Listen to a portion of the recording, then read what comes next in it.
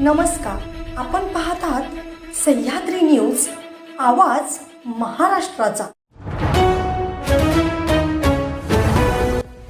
7 वर्षाच्या मुलीवर अत्याचार, संतप्त नागरिकांनी आरोपीची काढली धिंड।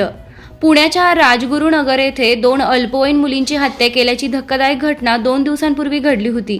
आरोपीनं घरासमोर अंगणात खेळणाऱ्या मुलींना आपल्या घरात नेत एकीवर लैंगिक अत्याचार केला होता। यानंतर त्यानं हे प्रकरण दडपण्यासाठी मुलीची गळा दाबून हत्या केली, तर दुसऱ्या मुलीमुळे आपलं बिंग फुटेल या भीतीने दुसऱ्या मुलीचाही आरोपीनं गळा घोटला। 8 आणि 9 वर्षाच्या सख्ख्या बहिणींची अशा प्रकारे हत्या झाल्याने पुण्यात खळबळ उडाली होती।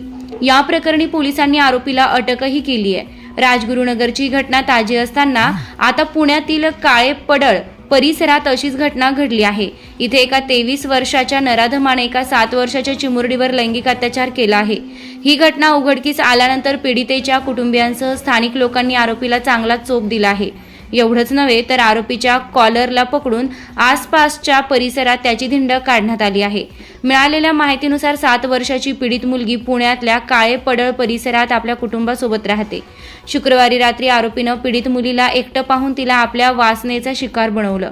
तिच्यावर लैंगिक अत्याचार झाल्याची माहिती मिळाल्यानंतर परिसरात एकच खळबळ उडाली। आसपासचे लोक घटनास्थळी दाखल झाले। त्यांनी आरोपीला लाथाबुक्क्यांनी बेदम चोप दिला। यावेळी एका महिलेनं आरोपीच्या कॉलरला पकडून त्याची धिंड काढली, तर इतर काहींनी धिंड काढतानाही आरोपीला मारहाण केली। या घटनेचा व्हिडिओ समोर आला असून सोशल मीडियावर व्हायरल होत आहे। या घटनेची माहिती मिळताच पोलिसांनी आरोपीला ताब्यात घेतलं असून पुढील तपास सुरू आहे।